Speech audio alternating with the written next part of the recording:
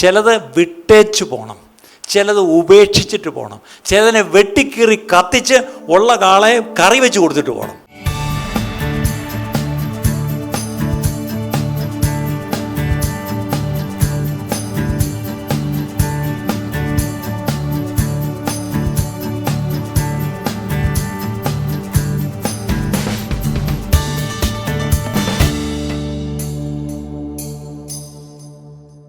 പൊതുവേ നമ്മളെല്ലാവരും ലോകമ്പാടും പറയുന്നൊരു വാക്കാണ് ഉണർവ്. Every one is talking about revival. ഉണർവെന്ന് ഒത്തിരി പേര് പറയുന്നുണ്ട്. പക്ഷേ എന്താണ് ഉണർവ്? ഉണർവിൻ്റെ ചരിത്രങ്ങളൊക്കെ നമുക്കൊത്തിരി അറിയാം. ലോകത്തിൻ്റെ പല ഭാഗങ്ങളിൽ ഉണർവുകൾ നടന്നിട്ടുണ്ട്. പണ്ടൊക്കെ ഒരു ഉണർവ് നടന്ന് ഒത്തിരി ആൾ കഴിഞ്ഞിട്ടേക്കേ ലോകം മൊത്തം അറിയത്തുള്ളൂ. ഇന്നൊരു ഉണർവ് നടക്കുമ്പോൾ തന്നെ ഓൺലൈനിൽ കൂടെ എല്ലാവരും അറിയും, അല്ലേ? പക്ഷേ ഉണർവെന്ന് പറയുമ്പോൾ ഞാൻ എപ്പോഴും പറയുന്നത്, വീണ്ടും ഒന്നുകൂടെ പറയാം, ആദ്യമായിട്ട് കേൾക്കുന്നവർക്ക് വേണ്ടി ഒന്നുകൂടെ ഞാൻ റിപ്പീറ്റ് ചെയ്യാം. When we understand the word revival, there are 3 stages for revival. ഒരു ഉണർവിന് 3 ഘട്ടങ്ങളുണ്ട്. ഒന്നാമത്തെ ഘട്ടം റിഫോർമേഷൻ, അതായത് ഒരു നവോത്ഥാനം, അല്ലേ? 15-ാം നൂറ്റാണ്ടിൽ നമുക്കറിയാം, അന്നത്തെ ക്രിസ്തീയ സഭയുടെ അവസ്ഥ ആലോചിച്ച് നോക്കിയേ, വളരെ പരിതാപമായിരുന്നു, അന്ധകാരമായിരുന്നു. ഈ വചനം അന്നൊരു സാധാരണ ഒരു ക്രിസ്ത്യാനിക്ക് കയ്യിൽ കിട്ടത്തില്ല. ഒന്ന്, അവൻ്റെ ഭാഷയിലില്ല, കിട്ടിയാൽ തന്നെ വായിക്കാൻ അനുവാദമില്ല. അറിയാമോ? ചില സഭ ദൈവവചനം വായിക്കുന്നത് വിലക്കിയിരുന്നു. ദൈവവചനം വായിച്ചതിൻ്റെ പേരിൽ ഈ പറഞ്ഞ പോലെ ശിക്ഷ അനുഭവിച്ചവരുണ്ട്. ഇത് തർജ്ജമ ചെയ്തതിൻ്റെ പേരിൽ അവരെ കൊന്ന്, തിരുവനന്തപുരം ഭാഷയിൽ പറഞ്ഞാൽ കൊല വിളിച്ചെന്ന് പറഞ്ഞാൽ അവരെ കൊന്ന് കത്തിച്ച് തേംസ് നദിയിൽ അവരുടെ ചാരം ഒഴുക്കിക്കളഞ്ഞു. ഓർക്കണം. അപ്പോൾ ഈ ദൈവവചനം അത് ഒന്നാമത് ഈ പറഞ്ഞ പോലെ തർജ്ജമയൊന്നും ചെയ്യുന്ന നേരം ചിന്തിക്കരുത്, ഇത് വായിക്കാനും പാടില്ല. ഇതൊക്കെയായിരുന്നു അവസ്ഥ. പക്ഷേ ഇങ്ങനെയുള്ള അവസ്ഥയിൽ നിന്ന് ഈ തെറ്റായ കാര്യങ്ങളെ ഒരു മനുഷ്യൻ ഒരിക്കൽ വേദപുസ്തകം അദ്ദേഹം വായിച്ചുകൊണ്ടിരുന്നപ്പോൾ, അദ്ദേഹം ഒരു പട്ടക്കാരൻ തന്നെയായിരുന്നു, അദ്ദേഹം വായിച്ചപ്പോഴാണ് the just shall live by faith, എൻ്റെ നീതിമാൻ വിശ്വാസത്താൽ ജീവിക്കും.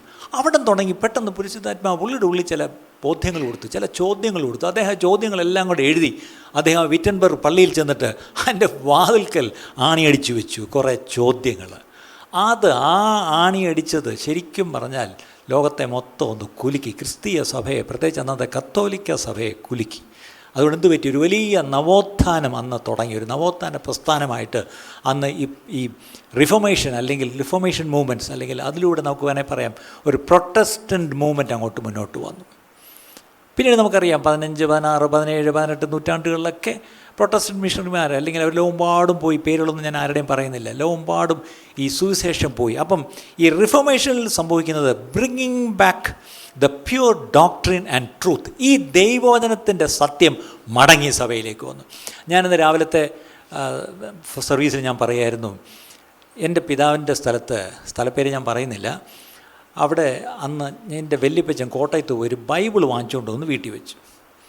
അങ്ങനെ ബൈബിൾ വായിച്ച് പ്രാർത്ഥനയും മറ്റും വീട്ടിലുണ്ടായിരുന്നു. കുടുംബ പ്രാർത്ഥനയും വേദോസ്തം വായിച്ച് പ്രാർത്ഥിക്കും.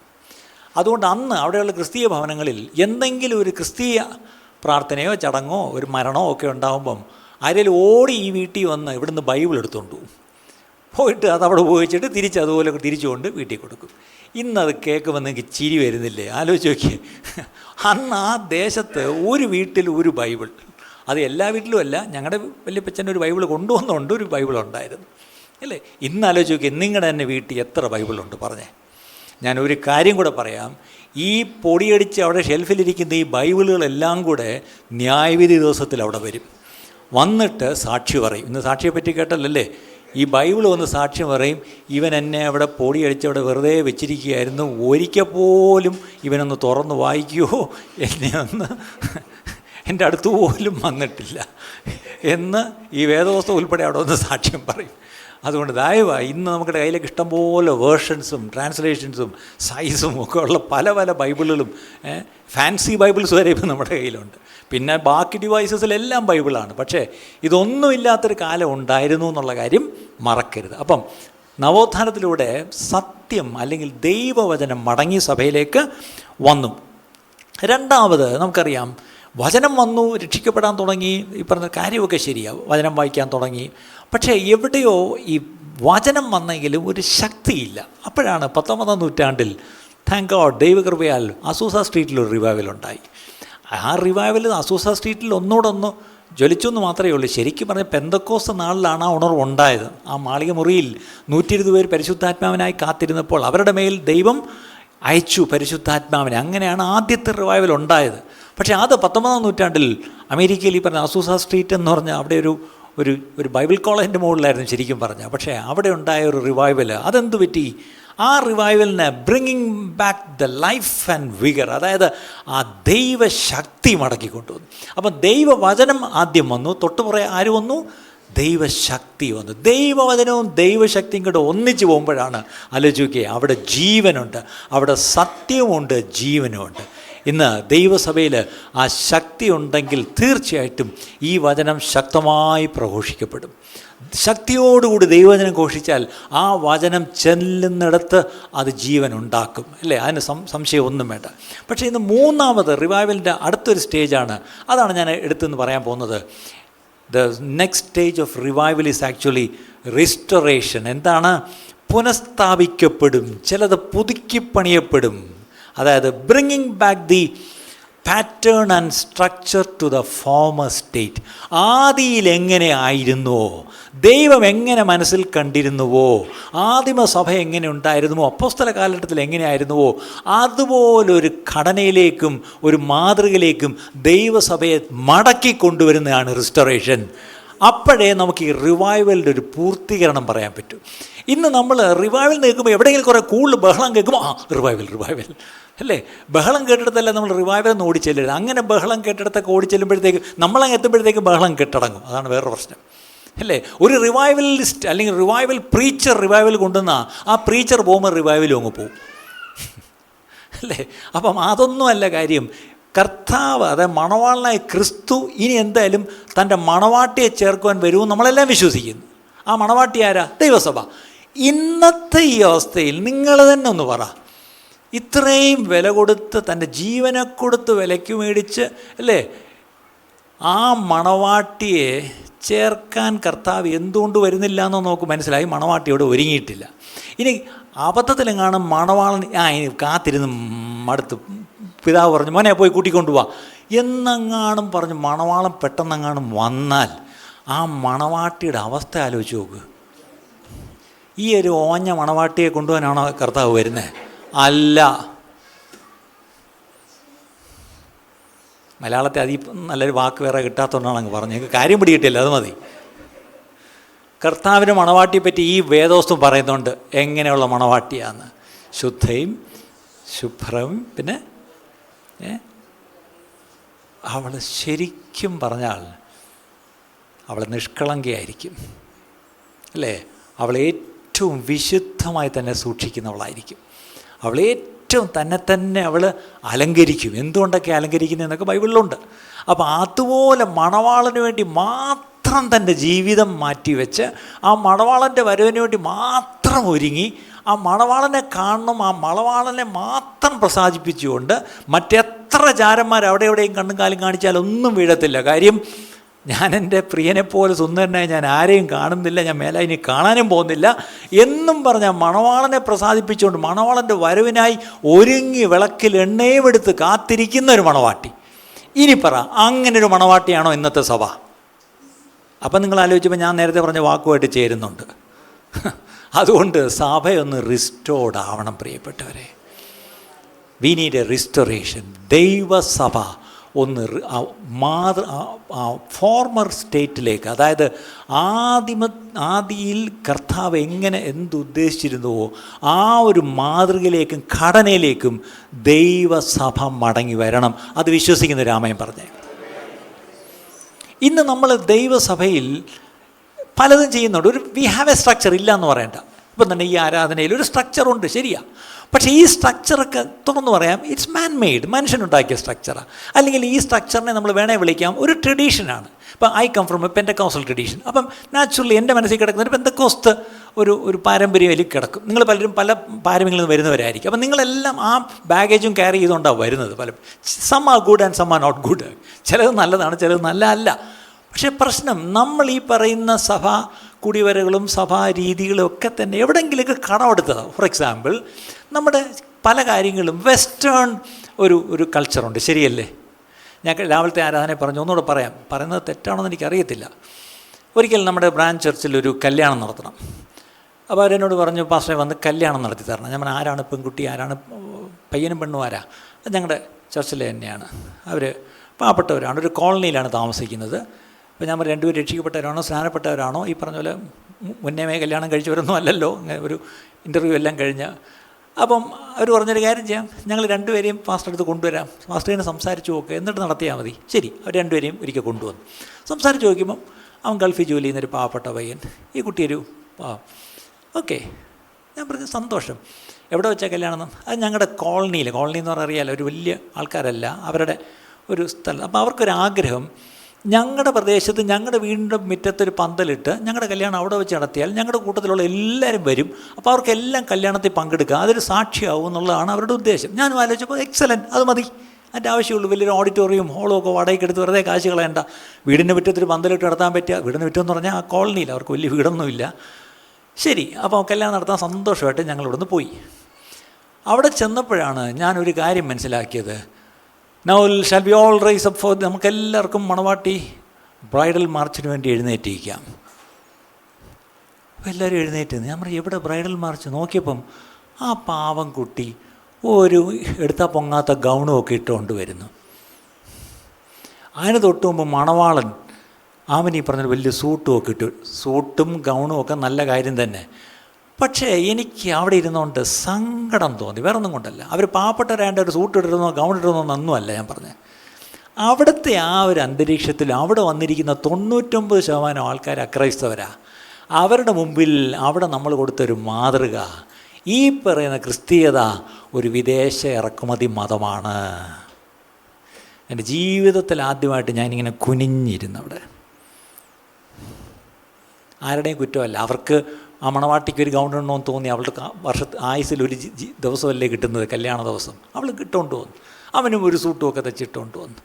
പക്ഷെ അന്ന് ഞാൻ അവിടെ നിന്നൊരു കാര്യം തീരുമാനിച്ചു, കർത്താവേ, ഇവിടെ നമ്മൾ കൊടുത്ത ഒരു ചിത്രം, ഈ ക്രിസ്ത്യാനിറ്റി എന്താണ്, ഒരു ഫോറിൻ മതമാണ്. അതിന് ഒരു സംശയം വേണ്ട. കാര്യം എന്താ, അന്ന് അവിടെ നടക്കുന്ന കാര്യങ്ങൾ ഇവരുടെ വേഷം ഉൾപ്പെടെ എല്ലാം ഒരു വെസ്റ്റേൺ, ഒരു വിദേശമാണ്. ശരിയല്ലേ? ഞാൻ എന്തുകൊണ്ട് പറഞ്ഞു? അപ്പോൾ ഒരു വിദേശ മതത്തിൻ്റെ സ്ട്രക്ചർ, അല്ലെങ്കിൽ ഒരു അമേരിക്കൻ അല്ലെങ്കിൽ ഒരു യൂറോപ്യൻ ചർച്ചിൻ്റെ ഒരു സാധനങ്ങളൊക്കെ. ഇനി ഒരു കാര്യം കൂടെ പറഞ്ഞേക്കാം. കല്യാണത്തെപ്പറ്റി, കല്യാണ നിശ്ചയത്തെപ്പറ്റി ബൈബിളിൽ വാക്യമുണ്ട്, കല്യാണ സദ്യയെപ്പറ്റി വാക്യമുണ്ട്, കല്യാണ വസ്ത്രത്തെപ്പറ്റിയും ഉണ്ട് കേട്ടോ. മണവാട്ടിയുടെ വസ്ത്രം, മണവാളം തലപ്പാവൊക്കെ നയിച്ച് വരികയൊക്കെ ഉണ്ട് കാര്യം. ഇനി വേറെന്തൊക്കെയുണ്ട്? വിവാഹ ഉടമ്പടി പറ്റിയുണ്ട്. പക്ഷേ ഒരു വിവാഹത്തിൻ്റെ ഓർഡർ ഓഫ് സർവീസ് ബൈബിളിലില്ല. ഏത് സങ്കീർത്തനം വായിക്കണമെന്ന്, ഏത് പാട്ട് പാടണമെന്നും അതൊന്നും ബൈബിളിലില്ല. പിന്നെ വിവാഹ മോചനത്തെപ്പറ്റി ഒരു പരാമർശമുണ്ട്, പക്ഷേ ഒരു കാരണവശാലും അത് പാടില്ല എന്നാണ് ബൈബിൾ പറയുന്നത്. അല്ല, ദൈവം വെറുക്കുന്നൊരു കാര്യമാണ് വിവാഹമോചനം എന്നേ ഉള്ളൂ. അപ്പം അതിൻ്റെ അർത്ഥം ഓർഡർ ഓഫ് സർവീസ് ഇല്ല. പക്ഷേ നമ്മളൊരു ഓർഡർ ഓഫ് സർവീസ് കടമെടുത്തു. ഏതാണ്? വെസ്റ്റേൺ. ചിലപ്പോഴെങ്കിലും ഒരു ആംഗ്ലിക്കൻ ഓർഡർ ഓഫ് സർവീസ് ആയിരിക്കും. അതുകൊണ്ടുള്ള കുഴപ്പം, സാധു സുന്ദർ സിംഗ് പണ്ട് പറഞ്ഞ പോലെ, give Indians the gospel in the Indian cup. എന്താണ്? ഒരു ഇന്ത്യക്കാരന് സുവിശേഷം കൊടുക്കുമ്പം ഒരു ഇന്ത്യൻ കപ്പിൽ കൊടുക്കുക. നീ എന്തിനാ ഈ അമേരിക്കൻ കപ്പിൽ കൊടുക്കുന്നേ? പണ്ട് തിരുവനന്തപുരത്ത് ഇന്ത്യൻ കോഫി ഹൗസ് അറിയാമല്ലേ? പണ്ട് ആ കൂടി സെക്രട്ടറിൻ്റെ ഇപ്പുറത്ത് YWCയുടെ ഇപ്പുറത്തായിരുന്നു ഇന്ത്യൻ കോഫി ഹൗസ്. അറിയാമല്ലോ, വൈകിട്ടൊക്കെ ചെറുപ്പക്കാരുടെ സ്ഥിരം ഒരു താവളമായിരുന്നു. അപ്പോൾ അന്ന് അവിടെ ചെല്ലുമ്പം omelette, mutton omelette, MC VC ഇങ്ങനെ കുറേ കട്ട്ലറ്റ്സ് ഉണ്ടായിരുന്നു, ഓംലെറ്റ്സ് ഉണ്ടായിരുന്നു. അപ്പോൾ ഈ സാധനം തരുമ്പോൾ അവരെന്ത് ചെയ്യും? നല്ല വെള്ള പ്ലേറ്റിനകത്ത് ഈ സാധനം വെച്ച് കൊണ്ട് തരും. കൂട്ടത്തിൽ 2 സാധനം കൂടെ തരും. എന്താണ്? ഒരു ഫോർക്കും ഒരു നൈഫും. ദൈവമേ, നമ്മളെങ്ങാണ് ഈ സാധനം കണ്ടിട്ടുണ്ടോ? നമ്മളെടുത്ത് വെച്ച് മുറിക്കും, ഒക്കെ ചുരുക്കി തെറിച്ച് വന്ന അടുത്തവൻ്റെ ഉടുപ്പി വീഴും. ചിലപ്പോൾ നമ്മളെ പ്ലേറ്റിലായിരിക്കും മുറിച്ച് ചെന്ന് വീണത് അടുത്തവൻ്റെ പ്ലേറ്റിലായിരിക്കും. അയ്യോ എന്ത്!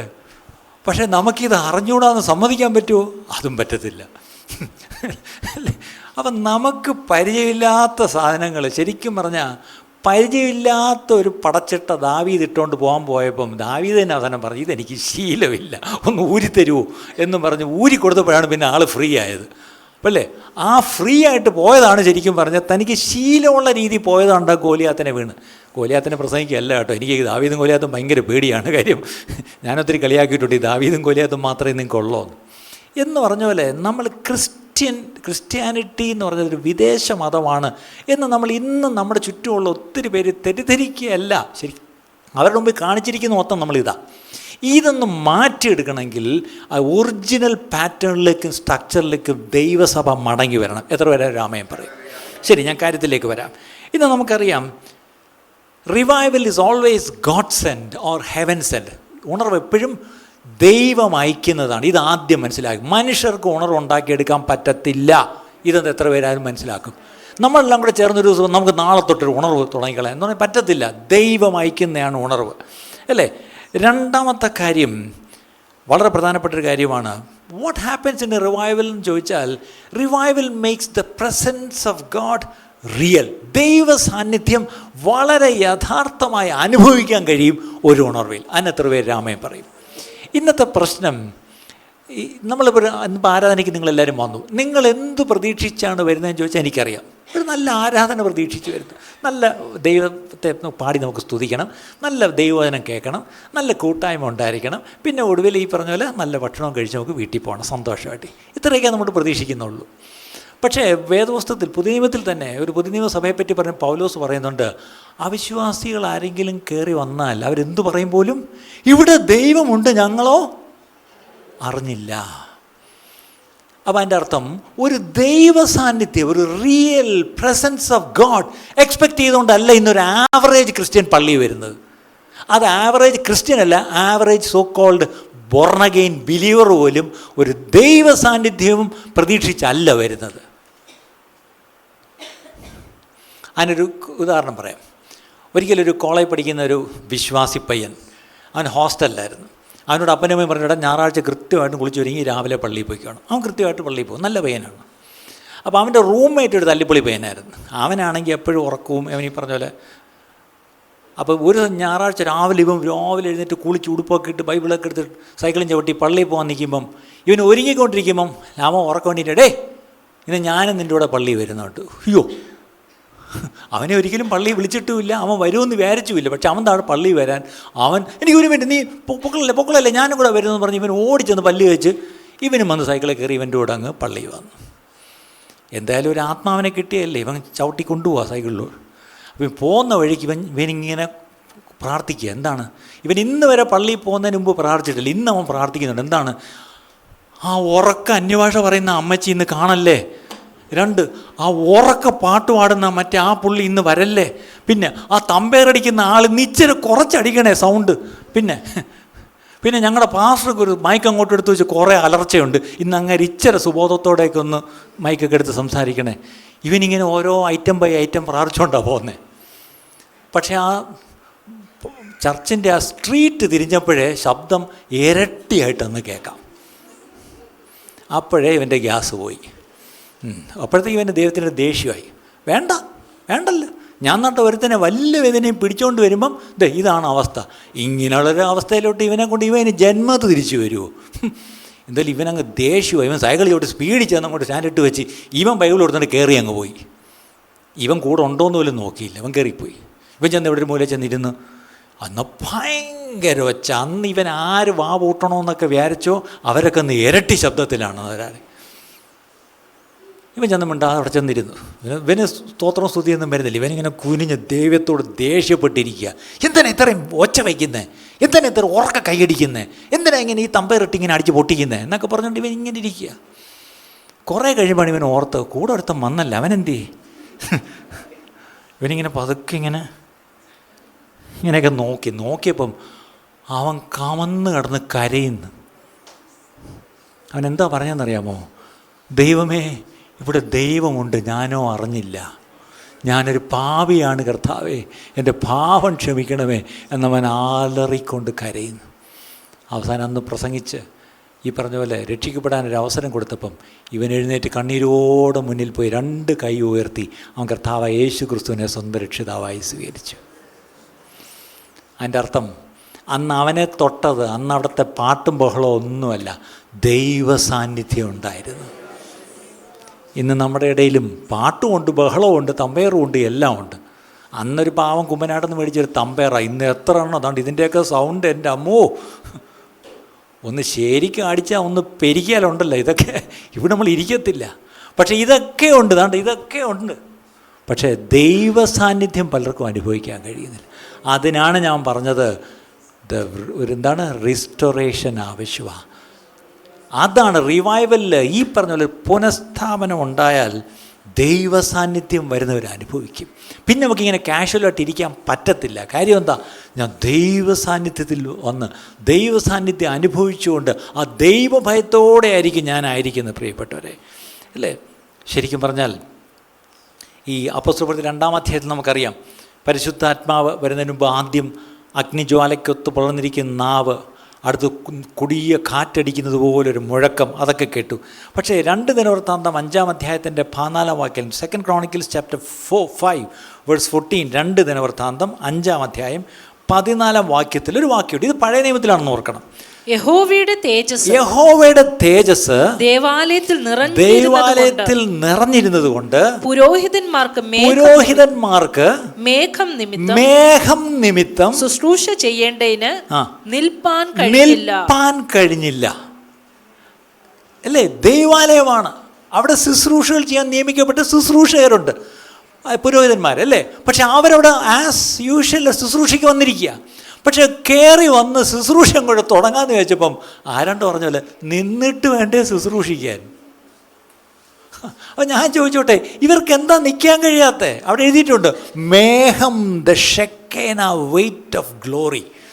ദൈവത്തിൻ്റെ മഹത്വം ആലയത്തിൽ നിറഞ്ഞിരിക്കുന്നതുകൊണ്ട് ശുശ്രൂഷിക്കുവാൻ നിയമിക്കപ്പെട്ട ചുമതലപ്പെട്ട ശുശ്രൂഷകൻ വന്നിട്ട് അയാൾക്കൊന്ന് നിന്ന് കിട്ടിയിട്ട് വേണ്ടേ പിന്നെ ശുശ്രൂഷിക്കാൻ. ഇതുപോലുള്ള ദൈവ സാന്നിധ്യം വേണം, പ്രിയപ്പെട്ടവരെ. ഇന്ന് നമുക്ക് ദൈവ സാന്നിധ്യത്തെക്കുറിച്ച് ഒരു ബോധ്യവും ഇല്ലാതെ നമ്മൾ കാഷ്വലായിട്ട് അല്ലെങ്കിൽ ലാഘവത്തോടുകൂടി അല്ലെങ്കിൽ ഏത് പാപവും ചെയ്തിട്ട് നമ്മൾ തൻ്റെ ഇടത്തോടെ കയറി വന്ന് ശുശ്രൂഷിക്കുന്നൊരു കാലത്താണ് ഇന്നത്തെ ദൈവസഭ. ഇതിനൊക്കെയാണ് ഒരു മാറ്റം വരേണ്ടത്, പ്രിയപ്പെട്ടവർ. ഇതിനൊക്കെയാണ് ഒരു മാറ്റം. മേഘം നിമിത്തം നിൽക്കാൻ കഴിഞ്ഞില്ല. ഞാൻ പറയട്ടെ, ഇത് പഴയ നിയമത്തിലാണ്, കൃപായുഗത്തിലല്ല. ഇന്ന് കൃപായുഗത്തിലെന്തോ അതിനെക്കാട്ടിലും കുറവാണെന്നാണ് വിചാരിക്കുന്നത്. ഇന്നും യഥാർത്ഥ ദൈവ സാന്നിധ്യം ഉണ്ടെങ്കിൽ, അപ്പോസ്തലപ്രവൃത്തിയിൽ 4-ാം അധ്യായം 31-ാം വാക്യം, അവിടെ ഒരു ഭീഷണി ഉണ്ടായി. സഭ ചെയ്ത ഒറ്റ കാര്യം, ആരാണ് അടുത്ത നമ്മൾക്ക് പരിചയമുള്ള MLA ആരാണ്, അല്ലെങ്കിൽ ഈ പറഞ്ഞ DGP ആരാണ്, അതൊന്നുമല്ല അവർ നോക്കിയത്. അവർ നോക്കിയപ്പോൾ ഒറ്റ കാര്യം, കൂടി വന്നിരുന്നങ്ങ് പ്രാർത്ഥിച്ചപ്പോൾ എന്തു പറ്റി? ഇങ്ങനെ പ്രാർത്ഥിച്ചപ്പോൾ അവർ കൂടിയിരുന്ന സ്ഥലം കുലുങ്ങി. ഇന്ന് നമ്മളെല്ലാം കൂടി ഇരുന്ന് കുലുങ്ങുന്നില്ല, അത് സ്ഥലം കുലുങ്ങുന്നില്ല, അതാണ് വിഷയം. അന്ന് അപ്പോസ്തലപ്രവൃത്തിയിൽ ഇരുന്നിടം കുലുങ്ങി, ഇന്ന് നമ്മളെല്ലാം കൂടി ഇരുന്ന് കുലുങ്ങുന്നു. അത്രയേ ഉള്ളൂ വ്യത്യാസം. ഇന്ന് വരെ നമ്മൾ ഇരുന്നിടം കുലുങ്ങിയിട്ടുണ്ടോ? ഇല്ല, അല്ലേ? ഇന്ന് പിന്നെ കുലുങ്ങിയാലും കുഴപ്പമാണ്, ഈ കസേരയൊന്നും വിശ്വസിക്കാൻ ഒക്കത്തില്ല. ചുമ്മാ 500 രൂപയുടെ കസേര കീറിപ്പോവത്. ഒരിക്കൽ ഒരു പാസ്റ്റർ എടുത്തു, അടിയം പാസ്റ്റർ ഇതിലൊരു കസേര വന്നിരുന്നു. അന്ന് ഇത് വാങ്ങിക്കാൻ കിട്ടത്തില്ല, ഗൾഫിൽ നിന്ന് കൊണ്ടുവരും. മറ്റേ എയർ ഇന്ത്യയിലൊക്കെ ഇതിങ്ങനെ കാർഗോ ആയിട്ട് കൊണ്ടുവരുന്നത് കണ്ടിട്ടുണ്ട്. ഒരു പാസ്റ്റർ ഇങ്ങോട്ട് വന്നിരുന്ന് നേരെ മലനങ്ങ് വീണു. അയ്യോ, അത് ഞാനും കൂടെ ഒന്ന് കൊച്ചിലെ കണ്ടുകൊണ്ടിരിക്കുക രംഗം. ഒരു നല്ല വണ്ണമുള്ള പാസ്റ്ററായിരുന്നു, വന്നിരുന്നങ്ങ് വീണു. ദൈവസാന്നിധ്യം കൊണ്ട് വീണതല്ല, ആ കസേരയ്ക്ക് ബലമില്ലാത്തത് വീണതാണ്, അല്ലേ? ഇവിടെ ആലോചിച്ച് നോക്കി, ഇരുന്നിടം കുലുങ്ങി. എസ്കേലിൻ്റെ പ്രവചനത്തിൽ 37-ാം അധ്യായം അവിടെ 7-ാം വാക്യം, പ്ലേസ് ഷേക്കൻ മാത്രമല്ല, എസ്കേലിലെ 37-ാം അധ്യായം 7-ാം വാക്യം, ഇതൊക്കെ പ്രവചനാത്മാവിൽ നമുക്കൊന്ന് എടുക്കാൻ പ്രിയപ്പെട്ടവരെ. എസേക്കിയേൽ 37:7, എന്നോട് കൽപ്പിച്ചതുപോലെ ഞാൻ പ്രവചിച്ചു. ഇന്ന് ദൈവമക്കളെ, നമ്മോട് ദൈവത്തിൻ്റെ ആത്മാവ് പറയുന്നത് പോലെ നമ്മൾ വിശ്വാസത്താൽ വായെടുത്ത് ചിലത് പറയാൻ തുടങ്ങിയാൽ എന്ത് സംഭവിക്കും? ഞാൻ പ്രവചിച്ചുകൊണ്ടിരിക്കുമ്പോൾ തന്നെ, പത്രോസ് ഇവയെ പ്രസ്താവിച്ചുകൊണ്ടിരിക്കുമ്പോൾ തന്നെ ആ വചനം കേട്ടുകൊണ്ടിരുന്ന സകലരുടെ മേലും പരിശുദ്ധാത്മാവ് വന്ന് അവരെല്ലാവരും ചേർന്ന് അവർ ആത്മാവിൽ നിറഞ്ഞ അന്യഭാഷകളിൽ അവർ ദൈവത്തെ സ്തുതിച്ചു തുടങ്ങി. പത്രോസിൻ്റെ കയ്യിലൊരു വിസിലുണ്ടായിരുന്നെങ്കിൽ എടുത്തിട്ട് അടിച്ചതിന് എന്താണ് ഫൗൾ. എൻ്റെ പ്രസംഗം തീർന്നില്ല, ഇനി 2 പോയിന്റ് കൂടെ ബാക്കിയുണ്ട്. ആർക്ക് വേണം പ്രസംഗം? അവിടെ പരിശുദ്ധാത്മാവ് എന്ത് ചെയ്തു? ഇൻറ്ററപ്റ്റ് ചെയ്തു, അങ്ങ് പ്രവർത്തിച്ചു. ഇതുപോലെ I wish that Holy Spirit will interrupt our services and he will start manifesting. നമ്മുടെ പ്രശ്നം, we are people of order. എല്ലാം ചന്തമായും ക്രമമായി നടക്കട്ടെ. ആദ്യത്തെ അരമണിക്കൂർ പ്രൈസ് ആൻഡ് വർഷിപ്പ്, അത് കഴിഞ്ഞ് വെൽക്കം ആൻഡ് ഇൻട്രഡക്ഷൻ, അത് കഴിഞ്ഞ് എക്സോട്ടേഷൻ, അത് കഴിഞ്ഞ് ഓഫർട്രി, അത് കഴിഞ്ഞ് മെസ്സേജ്, അത് കഴിഞ്ഞ് ക്ലോസിങ് പ്രെയർ ആൻഡ് ബെനഡിക്ഷൻ, അത് കഴിഞ്ഞ് ഊണ്. ഡീസൻ്റ് ആരാധന. ഇതിൽ കൂടുതൽ എന്തോ വേണം നമുക്ക്? എൻ്റെ ചോദ്യം, ഇതിനകത്ത് എവിടെയാണ് ദൈവസാന്നിധ്യം? ഇതിനകത്ത് എവിടെയാണ് ദൈവഭയം?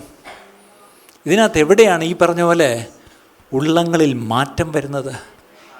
ഇവിടെ എവിടെയാണ് ഹൃദയത്തിൽ കുത്തുകൊള്ളുന്നത്? ഇവിടെ എവിടെയാണ് തെറ്റ് ചെയ്തുകൊണ്ട് കയറി വന്നാൽ അവിടെ വീണു പ്രാണനെ വിട്ടു? അതും എവിടെ? പുതിയ നിയമസഭയിലാണ് സംഭവിച്ചത്, പഴയ നിയമത്തിലല്ല. അനന്യാസും സഫീറയും ഭാര്യയും ഭർത്താവും ഓരോ സമയത്താണ് ഒന്നിച്ചല്ല വന്നത്. അവർ വീണ് പ്രാണനെ വിട്ടു. അവരെ അവിടെ നിന്ന് പയ്യന്മാർ കൊണ്ട് കുഴിച്ചിട്ടെന്നാണ് എഴുതിയിരിക്കുന്നത്. ഇത് പഴയ നിയമത്തിലല്ല, പുതിയ നിയമത്തിലാണ്, അല്ലേ? ഒരു ന്യായവിധി ദൈവഗ്രഹത്തിൽ നടന്നു. പത്രോസ് അതുകൊണ്ടാണ് പറഞ്ഞത്, അന്ന് ആ ന്യായവിധിയെ കണ്ട് ജനം പേടിച്ചു പോയി. എല്ലാവർക്കും ഭയമായി, സഭയിലുള്ളവർക്കും ഭയമായി.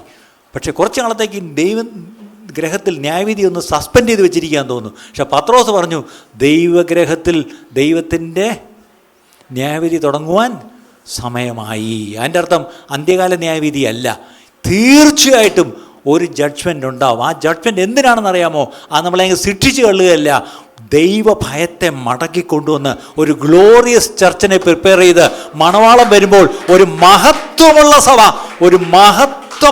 സഭ മണവാളൻ്റെ കൂടെ പോകണം. അതിനുവേണ്ടി സഭയെ ഒരുക്കണമെങ്കിൽ അല്ലാത്ത ഒരു കളിയും കൊണ്ട് പറ്റത്തില്ല. ഒരു ദൈവഭയം വന്നേ പറ്റൂ. ദൈവഭയം വരണമെങ്കിൽ ഒരു ദൈവിക ന്യായവിധി, അതിനെ നെഗറ്റീവായിട്ട് എടുക്കണ്ട, അതിനെ പോസിറ്റീവായിട്ട് എടുത്തോ. It's for the preparation of the church, it's for the presentation of the bride, അല്ലേ? മണവാട്ടിയെ നന്നായിട്ട് ഒരുക്കി മണവാളന് കാഴ്ചവെക്കാനാണ് പരിശുദ്ധാത്മാവ് ഇവിടെ നിൽക്കുന്നത്. നിങ്ങളുടെ സഹോദരിമാരെ, നിങ്ങളുടെ മക്കളെ, അല്ലെങ്കിൽ നിങ്ങളുടെ പെൺമക്കളെ കല്യാണത്തിൻ്റെ ഒന്ന് വെളുപ്പിന് സൂര്യൻ ഉദിക്കുന്നതിന് മുമ്പ് ഈ പറഞ്ഞാലും ബ്യൂട്ടീഷ്യൻ അവിടെ കൊണ്ടുവിട്ട് എന്നിട്ട് എത്ര നേരമായിട്ട് പള്ളിയിൽ അച്ഛനും ഈ പറഞ്ഞാലും എത്ര അച്ഛനും അവിടെ കാത്തിരുന്നാലും പെണ്ണ് വരത്തില്ല. കാര്യം അവളെ അവിടെ നിന്ന് ഒരുക്കി തീരട്ടെ എന്ന് പറയുന്നില്ല. അങ്ങനെയെങ്കിൽ എൻ്റെ സ്വർഗീയ മണവാളന് മനവാട്ടി എത്ര സമയമെടുത്ത് അവൾ ഒരുങ്ങേണ്ടിയിരിക്കുന്നു. അതിനുവേണ്ടി അവൾ സമയമെടുത്ത് ഒരുങ്ങുന്നത് നല്ലതാണ്. അതിനുവേണ്ടി അവൾ ചെലവഴിക്കുന്ന എന്തും അത് ഇറ്റ് ഈസ് വർത്ത്. കാര്യം എന്താ? ആരാണ് മണവാളൻ? സ്വർഗീയ മണവാളൻ, സ്വർഗീയ മണവാളൻ, ആത്മമണവാളൻ.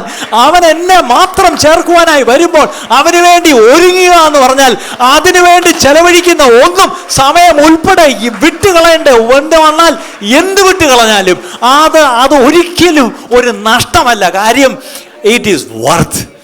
എൻ്റെ മണവാളൻ്റെ വരവിൽ പോകണമെങ്കിൽ ഇവിടെയുള്ള ചിലവരെ ഞാൻ ചപ്പന്നും ചവറൊന്നും എണ്ണിയേ പറ്റൂ. എനിക്ക് പ്രാധാന്യം മറ്റെന്തിനെക്കാട്ടിലും എൻ്റെ മണവാളന്, എനിക്ക് അവൻ്റെ വരവിൽ എനിക്ക് എടുത്തുകൊള്ളപ്പെടണമെന്നുള്ള ആ ഒരു വാശി ഇന്നു മുതൽ നമുക്കൊന്ന് ഉണ്ടാട്ട് പ്രിയപ്പെട്ടവരെ. അങ്ങനെ വാശിയുള്ളൊരു കൂട്ടം ഒരുമിച്ച് കൂടുന്നതാണ് ദൈവസഭ. ആ സഭയ്ക്ക് ചെയ്യാൻ മറ്റൊന്നുമില്ല. ആ മണവാളനെ സ്തുതിച്ചു പാടുക, ആ മണവാളനെ ആരാധിക്കുക, പുറത്തുപോയി മണവാളൻ്റെ സാക്ഷിയാകുക. Preparing the bride, that happens inside the church. Proclaiming the gospel, that happens outside the church. രണ്ട് മോട്ടോ ആണ് ദൈവസഭയ്ക്കുള്ളത്. എന്താണ്? ഒന്ന്, പ്രിപ്പയറിംഗ് ദ ബ്രൈഡ്, അകത്ത് മണവാട്ടി ഒരുങ്ങുക. രണ്ട്, പ്രൊക്ലെയിം ദ ഗോസ്പൽ ഔട്ട്, പുറത്തുപോയി യേശുവിൻ്റെ സാക്ഷിയാകുക. ഇത് രണ്ടും ഒരുപോലെ നടക്കണം. ചിലർ പുറത്തുപോയി എപ്പോഴും എല്ലാവരോടും യേശുവിനെ പറ്റി പറയും, പക്ഷെ അകത്തൊരിക്കലും തന്നെ ഒരുങ്ങത്തില്ല. ചിലരുണ്ട് അകത്ത് ഒരുങ്ങിയിരിക്കും, ഒരു മനുഷ്യനോടും സാക്ഷിയാവത്തില്ല. അതും തെറ്റാ. ഇത് രണ്ടും ഒരുപോലെ ചെയ്യേണ്ട ഒരു പ്രസ്ഥാനമാണ് ദൈവസഭ പ്രിയപ്പെട്ടവരെ. ഹല്ലേലൂയ. അവിടെ നോക്കിയേ, ഞാൻ ഈ വാക്കുകളെ പ്രസ്താവിച്ചുകൊണ്ടിരിക്കൽ തന്നെയല്ല, എസ്കേൽ 37:7 മുഴക്കം കേട്ടു, ഒരു മുഴക്കം കേട്ടു, ഉടനെ ഒരു ഭൂകമ്പം ഉണ്ടായി. ഒരു മുഴക്കം, ആ വാക്ക് എന്താണ് ഇംഗ്ലീഷിൽ? A noise and A rattling. ഞാൻ ചോദിച്ചോട്ടെ, നിങ്ങളൊരു മുഴക്കം കേൾക്കുന്നുണ്ടോ? നിങ്ങളൊരു ഭൂകമ്പത്തിൻ്റെ മുഴക്കം കേൾക്കുന്നുണ്ടോ? ഇന്ന് സുനാമിയുടെയും അങ്ങനെ യുദ്ധങ്ങളുടെയും ഒക്കെ ഒരുപാട് മുഴക്കങ്ങൾ നമ്മൾ കേൾക്കുന്നുണ്ട്. പക്ഷെ അതൊക്കെ കേൾക്കട്ടെ, അതൊക്കെ കർത്താവിൻ്റെ വരൻ മുമ്പുള്ളത് തന്നെ. പക്ഷേ അല്ലാതെ ആത്മാവിലൊരു മുഴക്കം. You should hear a rattling noise, a rattling noise in your spirit. അതെന്താണെന്നറിയാമോ? ചത്ത് കിടക്കുന്ന, ഒരിക്കലും ജീവൻ വയ്ക്കത്തില്ല എന്ന് പറഞ്ഞ് ഒരു ബന്ധവുമില്ലാതെ ഒരു അസ്ഥിത്താഴ്വരയിൽ കിടക്കുന്ന ചിലതെന്ത് ചെയ്യുന്നു? ജീവൻ വെച്ച് എഴുന്നേൽക്കാൻ പോകുന്നു. Hallelujah, hallelujah, hallelujah. അങ്ങനെ ഒന്നിനോടൊന്ന് ബന്ധമില്ലാതെ കിടക്കുന്ന, മാറിക്കിടക്കുന്ന, അല്ലെങ്കിൽ ഒരു ചേർച്ചയില്ലാതെ കിടക്കുന്ന ഈ അസ്ഥി വെറും അസ്ഥി കഷ്ണങ്ങൾ മാത്രമേ ഉള്ളൂ, ഒരു ഷേപ്പും ഇല്ല. പക്ഷേ ഇതെല്ലാം കൂടെ ഈ പറഞ്ഞ പോലെ ഷേപ്പ് വയ്ക്കാൻ പോകുന്നു. അത് ഷേപ്പ് വയ്ക്കുക മാത്രമല്ല, അതിനകത്ത് വന്ന് ഈ പറഞ്ഞ മറ്റേ ഓരോന്നും വന്ന് അത് ഫില്ല് ചെയ്യും. പക്ഷെ ഫില്ല് ചെയ്തിട്ടും കാര്യമില്ല, ജീവനില്ല. ഒടുവിൽ ജീവൻ വെച്ചു. ജീവൻ വെച്ചപ്പോൾ എഴുന്നേറ്റ് നിന്നു. പക്ഷെ എഴുന്നേറ്റിക്കുമ്പോൾ അവൻ്റെ കൂട്ടത്തെ ഒരു കാര്യം, ഒരു സൈന്യമായിട്ട് നിന്നു. അതാണ് ദൈവസഭ. ദൈവസഭ ഒരു സൈന്യമായിട്ട് എഴുന്നേറ്റ്, പാതാള ഗോപുരങ്ങൾ ദൈവസഭയെ ജയിക്കുവാൻ കഴിയത്തില്ല എങ്കിൽ ദൈവസഭ ഒരു സൈന്യമായിട്ട് എഴുന്നേൽക്കണമെങ്കിൽ ഇന്ന് ചിതറിക്കിടക്കുന്ന അസ്ഥി കഷ്ണങ്ങൾ ഒന്നൊന്നിനോട് ഒന്ന് ചേർന്നേ പറ്റൂ. അതിനൊരു ഫോമും ഷേപ്പും ഉണ്ടായേ പറ്റൂ. ഇനി ഫോമും ഷേപ്പും ഉണ്ടായ കാര്യമില്ല, ജീവൻ വരണം.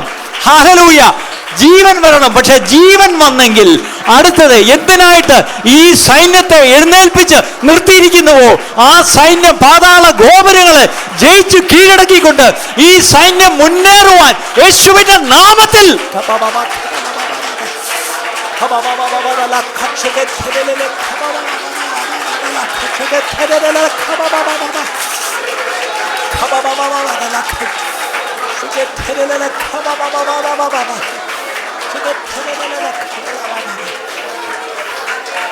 ദൈവസഭയിൽ there is noise, there is rattling, ഭൂകമ്പത്തിന്റെ ശബ്ദം, മുഴക്കത്തിന്റെ ശബ്ദം, തീയുടെ ഇറക്കം, ഇതെല്ലാം ഉണ്ട് പ്രിയപ്പെട്ടവരെ.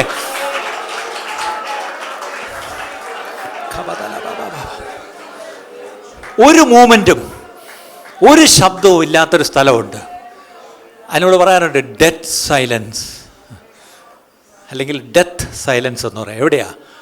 മോർച്ചറിയിലും സെമിട്രിയിലും ഒരു ശബ്ദവുമില്ല. സെമിത്തേരിയിൽ ഒരു ശബ്ദവുമില്ല. പക്ഷെ ദൈവസഭ സെമിത്തേരി അല്ല, ദൈവസഭ മോർച്ചറി അല്ല. മോർച്ചറിയിൽ ശവശരീരങ്ങളെ പ്രിസർവ് ചെയ്യും. ഇന്ന് ദൈവസഭയിലും ചത്ത കുറേ ശരീരങ്ങളെ പ്രിസർവ് ചെയ്യുന്ന ഒരു ഫ്രീസറാണോ സഭയെന്ന് സംശയിച്ചു പോകുന്നു. അല്ല, church is not a cemetery. Church is a place where there is life. അവിടെ ജീവനുണ്ട്, അവിടെ ജീവനുണ്ട്, ജീവനുണ്ട്. ഈ ഉണർവുണ്ടാകുമ്പോൾ ദൈവസാന്നിധ്യം, ഞാൻ പറഞ്ഞു, ഒന്ന് ഈ ദൈവസാന്നിധ്യം വരുമ്പോൾ അതിൻ്റെ കൂടെ പോകുന്ന അടുത്ത കാര്യം, revival usually follows self examination. ഒരു സ്വയപരിശോധന നടത്തും നമ്മൾ. And sin confession. എന്താണ്? പാപങ്ങൾ ഏറ്റുപറയും. നമ്മൾ ചിന്തിക്കും, ഇത്ര നേരം പറഞ്ഞതൊക്കെ കൊള്ളായിരുന്നു, പക്ഷേ പെട്ടെന്ന് അതിൻ്റെ കൂടെ ഇതും കൂടെ കൊണ്ടുവരുമ്പോൾ ചേരുന്നില്ല. അവിടാണ് ആ കോമ്പിനേഷൻ. ഇതൊരു പാക്കേജാണ്. പത്രോസ് പടവ് വിട്ടുകൊടുത്തു, യേശു കയറിയിരുന്ന് ഉപദേശമൊക്കെ എല്ലാവർക്കും കൊടുത്തു, പ്രസംഗിച്ചു, സന്തോഷമായി. പ്രസംഗമൊക്കെ കഴിഞ്ഞ് പ്രാർത്ഥന ആശീർവാദം കഴിഞ്ഞപ്പോഴത്തേക്കും പത്രോസിന് സന്തോഷം. അപ്പോൾ യേശു എഴുന്നേറ്റ് വരട്ടെ. പക്ഷേ യേശു എഴുന്നേറ്റ് എന്താ പറഞ്ഞതറിയാം? ഇച്ചിരി അങ്ങോട്ട് നീക്കി വലയെറി.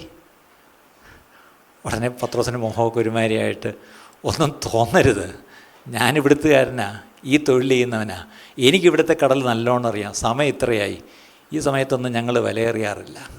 പക്ഷേ എന്ന് പറയുമെന്നേ വിചാരിച്ച. പക്ഷേ പത്രോസ് ഒറ്റ അതങ്ങ് അമുക്കി വിഴുങ്ങി. എന്നിട്ട് ഒരു വാക്ക് പറഞ്ഞു, നിൻ്റെ വാക്കിന് വിലയേറിയാം. ഇത്രയും നേരം നീ പറഞ്ഞ വാക്കൊക്കെ വലിയ സ്വർഗീയ വാക്കുകളാണ്. പക്ഷെ ഇപ്പം എന്നോട് ഈ പ്രാക്ടിക്കലായിട്ട് പറയുന്ന കാര്യം എന്തോ, maybe you are not, അനുഭവം ഇല്ലാത്ത ഒരാളാണ്. പക്ഷെ നിന്നെക്കാൾ ഈ കാര്യത്തിൽ എനിക്ക് അനുഭവമുണ്ട്. പക്ഷേ അവിടുത്തെ ഒരു പരീക്ഷ, ഈ പറഞ്ഞ വചനങ്ങൾ പത്രോസ് അനുസരിക്കുമോ എന്നുള്ളതാണ് പ്രശ്നം. ഇന്നും വലിയ ജനക്കൂട്ടം പ്രസംഗം കേട്ടിട്ട് പോകുന്നു യേശുവിൻ്റെ. ഈ കേട്ട പ്രസംഗം വിശ്വസിച്ച് അത് പ്രവർത്തിക്കാൻ നമ്മൾ തയ്യാറാണോ? ആലോചിച്ച് നോക്കിയേ. പത്രോസും ആ വലിയ പുരുഷാരത്തോടൊപ്പം യേശുവിൻ്റെ പ്രസംഗം കേട്ടു. പക്ഷേ ആ പ്രസംഗം കേട്ടിട്ട് അത് ചെയ്യാൻ പറഞ്ഞത് പത്രോസിനോട് മാത്രമേ ഉള്ളൂ. ഇന്ന് എന്നോട് നിങ്ങളോട്, സഭയിലിരിക്കുന്ന എന്നോട് നിങ്ങളോട് കർത്താവ് പറയുക, എല്ലാ ഞായറാഴ്ചയും പ്രസംഗം കേൾക്കുന്നല്ലോ, ഇനി ഈ കേട്ടതൊക്കെ അങ്ങോട്ട് ജീവിതത്തിൽ പകർത്ത്. പത്രോസ് പെട്ടെന്ന് പറഞ്ഞു, ഓക്കെ ഞാൻ ചെയ്യാം, നീ പറഞ്ഞതിന് വേണ്ടി മാത്രം ചെയ്യാം. എൻ്റെ ബുദ്ധി പറയുന്നത് നടക്കത്തില്ല എന്ന്, പക്ഷേ നീ പറഞ്ഞുകൊണ്ട് ഞാൻ ചെയ്യാം. അങ്ങോട്ടും വീശി എറിഞ്ഞു. എന്തുപറ്റി? പെരുത്ത മീൻകൂട്ടം വന്നു. അവസാനം എന്തു പറ്റിയെന്നറിയാമോ? ഈ മീനിനെ കിട്ടിയത് നമ്മളായിരുന്നെങ്കിൽ അതും കൊണ്ട് ഒറ്റ പോക്ക് എങ്ങോട്ട്? പാളയത്തേക്ക്, ചന്ത അല്ലെങ്കിൽ പാങ്ങോട് ഫിഷ് മാർക്കറ്റിൽ കൊണ്ട് ഹോൾസെയിലായിട്ട് വിൽക്കണം. പാളയത്ത് പോയാൽ പറ്റില്ല. അപ്പം അങ്ങോട്ട് തന്നെ പോകണം. ഇപ്പോൾ മനസ്സിലായി നമുക്കൊക്കെ മീൻ തരാത്തതിൻ്റെ കാര്യം. നമുക്കൊക്കെ പെരുത്ത മീൻ കൂട്ടം തന്നിരുന്നെങ്കിൽ എപ്പോൾ പോയും ചോദിച്ചാൽ മതിയായിരുന്നു, പിന്നെ ഇങ്ങോട്ട് കാണത്തില്ല. പക്ഷെ അവിടെ എഴുതിയിട്ടുണ്ട് സമയക്കുറവിനെ എടുക്കുന്നില്ല. പത്രോസ് നേരെ വന്ന് എവിടെ വീണു? യേശുവിന്റെ കാൽക്കൽ വീണു. എന്നിട്ട് പറഞ്ഞെന്താ? കർത്താവേ, ഞാൻ പാപിയായ മനുഷ്യനാകും. ഞാൻ പാപിയായ മനുഷ്യൻ. ഇന്നേരം പറഞ്ഞേ, കർത്താവേ, ഞാൻ സീ ഫുഡ് എക്സ്പോർട്ടർ ആയതിനായിട്ട് സ്തോത്രം. ഞാനൊരു വെറും ഫിഷ് ലോക്കൽ മർച്ചൻ്റ് ആയിരുന്നു. ഇപ്പോൾ നീ എന്നെ രാജ്യങ്ങളിലേക്ക് മത്സ്യ കയറ്റുമതിക്കായി നീ എന്നെ ഉപയോഗിച്ചതിനായിട്ട് സ്തോത്രം.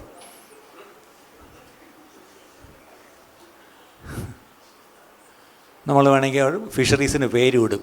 കൊല്ലത്ത് കിങ് ഫിഷറീസ് ഉണ്ട്, അവിടെ കിങ് ഓഫ് കിങ് ഫിഷറീസ്. അപ്പം എന്നെ കുഴപ്പമില്ലല്ലോ. പക്ഷെ അയാൾ പറഞ്ഞാൽ എന്താണെന്നറിയാമോ? ഞാൻ ഭാവിയാ. ആ പെരുത്ത് മീൻകൂട്ടം കിട്ടിയതൊരു വലിയ റിവൈവലാണ്. പക്ഷെ ആ റിവൈവലിൽ അയാൾ കണ്ടത് സെൽഫ് എക്സാമിനേഷൻ. ഇത് ദൈവം നമ്മളെ അനുഗ്രഹിക്കുമ്പം നമ്മളൊരു സ്വയശോധന നടത്തുന്നില്ല. ഞാൻ ഭാവിയായ ഒരു മനുഷ്യൻ, എന്നെ വിട്ട് പോകണമേ എന്ന് പറഞ്ഞു. എന്നിട്ട് അതിൻ്റെ അവസാനം എന്തോന്നറിയാമോ?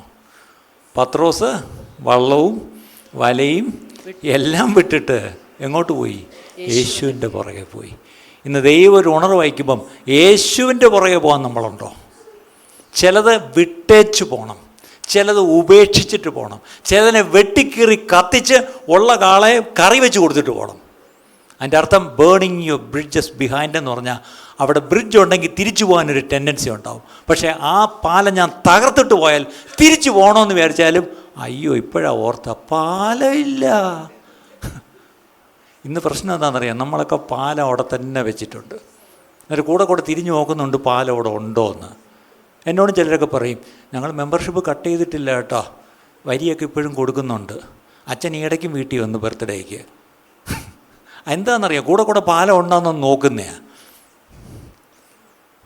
അച്ഛന്മാരൊന്നും പണങ്ങല്ലേ എൻ്റെ അടുത്ത്.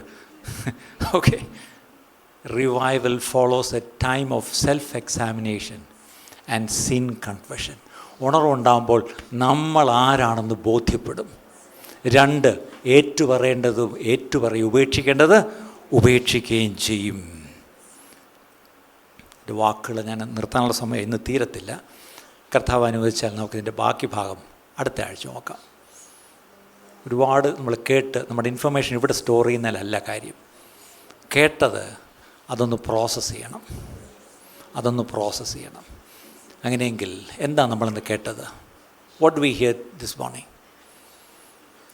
Revival makes the presence of God real. യഥാർത്ഥ ദൈവ സാന്നിധ്യം അത് അതുപോലെ അനുഭവിക്കുവാൻ കഴിയും. ആത്മമരമില്ലാത്തവനോ അവിശ്വാസിയോ അകത്ത് വന്നാൽ അവൻ വീണ് നിലവിളിക്കും. എന്താണ്? അയ്യോ, ഇവിടെ ദൈവമുണ്ട്, സത്യം, ഞാനോ അറിഞ്ഞില്ല.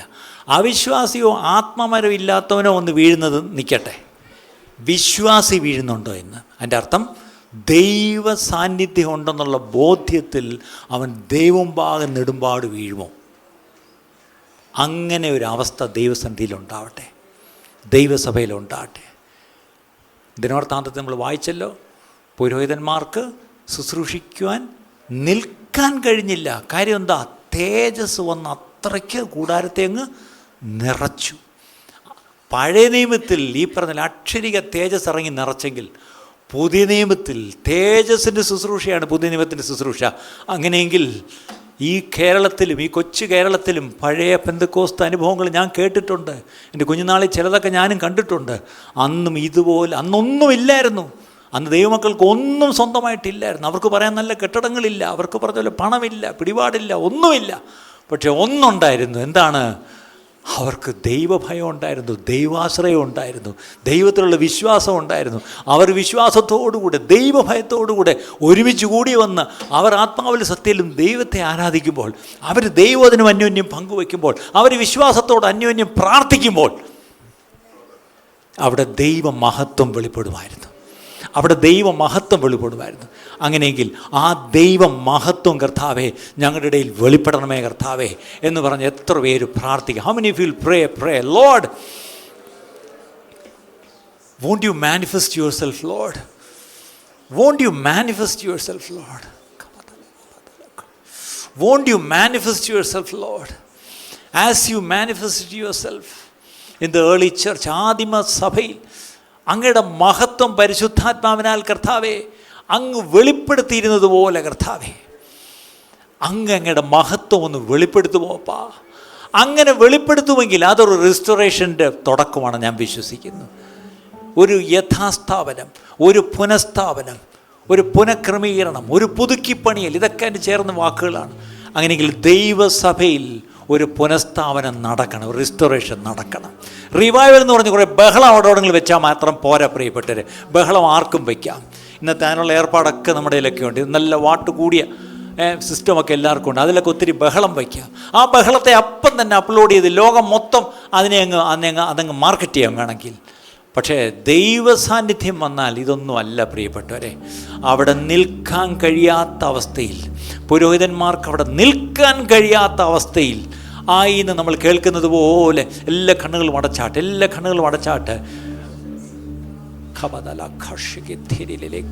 പത്രോസ് പ്രസംഗിച്ചു കൊണ്ടിരുന്നപ്പോൾ തന്നെ വചനം കേട്ടുകൊണ്ടിരുന്ന സകലരുടെ മേലും പരിശുദ്ധാത്മാവ് വന്നു. അതാരുടെ വീടായിരുന്നു? ഒരു ജാതീയനായ കൊർന്നല്യോസിൻ്റെ വീടായിരുന്നു. അന്ന് നമ്മുടെ വല്യപ്പൂപ്പനായ ആ ജാതിയൻ്റെ വീട്ടിൽ പരിശുദ്ധാത്മാവ് ഇറങ്ങി നിറച്ചതുകൊണ്ടാണ് ഇന്ന് ജാതികളായ നമ്മളിവിടെ കൂടിയിരിക്കുന്നത്. അങ്ങനെയെങ്കിൽ അന്ന് ആ കൊർന്നല്യോസിൻ്റെ വീട്ടിൽ ഇറങ്ങിയത്, അതിന് കുറച്ചാൾ മുമ്പ് ആ മാളിക മുറിയിൽ ഇറങ്ങിയത് അതേ പരിശുദ്ധാത്മാവ് ഇന്നും ഉണ്ട്. പരിശുദ്ധാത്മാവ് തിരികെ കയറി പോയിട്ടില്ല. പരിശുദ്ധാത്മാവ് ഭൂമിയിലുണ്ട്.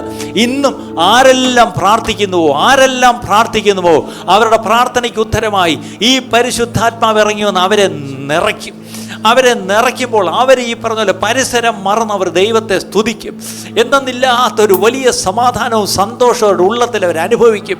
പിന്നീട് അവർക്ക് യേശുവിനെ പറ്റി സാക്ഷിക്കുവാൻ അവർക്ക് യാതൊരു ലജ്ജയുമില്ല, യാതൊരു ഭയവുമില്ല. ആ തരത്തിലുള്ളൊരു ദൈവസഭയായിട്ട് ഈ അന്ത്യകാല ദൈവസഭ മാറ്റപ്പെടേണ്ടതിന് വേണ്ടി നമ്മളെല്ലാവരും ചേർന്ന് പ്രാർത്ഥിക്കാം. അന്ത്യകാല ദൈവസഭയിലെ ഉണർവെന്ന് പറയുന്നത് വാസ്തവമായിട്ട് ഹല്ലേലൂയ ദ ഫോമർ സ്ട്രക്ചർ, അതായത് ദൈവം എങ്ങനെയാണ് ദൈവസഭയെക്കുറിച്ച് തൻ്റെ മനസ്സിലുണ്ടായിരുന്നുവോ ആ ഒരു ഘടനയിലേക്ക് ദൈവസഭ മടങ്ങി വന്നേ പറ്റൂ. അത് വിശ്വസിക്കുന്ന എത്ര പേരുണ്ട്? എല്ലാവരും ദൈവസന്നിധിയിൽ പ്രാർത്ഥിക്കുന്നവർ. അതിനായിട്ട് ഞാൻ എന്നെ സമർപ്പിക്കുന്നപ്പാ. ആ റിസ്റ്റോറേഷൻ പ്രോസസ്സിൽ Lord I commit myself into that process so that I may be part of that process and that process will start in me and in my family. എന്നിലും എൻ്റെ കുടുംബത്തിലും ആ ഒരു പ്രക്രിയ തുടങ്ങട്ടെ കർത്താവേ. ആ ഒരു യഥാസ്ഥാപനത്തിൻ്റെ പ്രക്രിയ എൻ്റെ ജീവിതത്തിൽ, എൻ്റെ ഹൃദയത്തിൽ തുടങ്ങട്ടെ, എൻ്റെ വീട്ടിൽ തുടങ്ങട്ടെ കർത്താവേ, ഞങ്ങളുടെ സഭയിൽ തുടങ്ങട്ടെ എന്ന് പറഞ്ഞ് എത്ര പേര് പ്രാർത്ഥിക്കും? Hallelujah, hallelujah. കർത്താവേ അങ്ങയുടെ ശക്തിയാൽ ഞങ്ങളെ നിറയ്ക്കണേ കർത്താവേ. അങ്ങയുടെ ശക്തി ഇല്ലെങ്കിൽ ഞങ്ങൾ അശക്തരാണ് കർത്താവേ. പരിശുദ്ധാത്മാവിൻ്റെ ശക്തി ഞങ്ങൾക്ക് വേണ്ടുന്നത് മറ്റൊന്നിനുമല്ല. ഞങ്ങൾക്ക് അല്ലാതെ ശക്തി ഇല്ല കർത്താവേ. ഞങ്ങളുടെ ജഡത്തിലെ ശക്തിയല്ല, ഞങ്ങളുടെ മനുഷ്യന്റെ ശക്തിയല്ല, ഞങ്ങളുടെ സ്വാധീന ശക്തിയല്ല കർത്താവേ, ഞങ്ങൾ അക്ഷരത്തിലുള്ള ശക്തിയല്ല കർത്താവേ, ആത്മാവിന്റെ ശക്തി വേണം കർത്താവേ. ഇന്ന് കേട്ട ഈ സന്ദേശം തീർച്ചയായിട്ടും നിങ്ങൾക്ക് അനുഗ്രഹമായിരുന്നു ഞങ്ങൾ വിശ്വസിക്കുന്നു. ഒരുപക്ഷെ നിങ്ങൾ ഇതുവരെയും ഈ ചാനൽ സബ്സ്ക്രൈബ് ചെയ്തിട്ടില്ലെങ്കിൽ ദയവായി ഇപ്പം തന്നെ ഒന്ന് സബ്സ്ക്രൈബ് ചെയ്യുക. ഈ സന്ദേശം മറ്റു ചിലർ കൂടി ഒന്ന് ഫോർവേഡ് ചെയ്ത് കൊടുക്കുക. നിങ്ങൾക്കിത് അനുഗ്രഹമായിരുന്നെങ്കിൽ തീർച്ചയായിട്ടും അത് മറ്റുള്ളവർക്കും ഒരു അനുഗ്രഹമായി തീരുവാൻ അത് കാരണമായി തീരും. God bless you.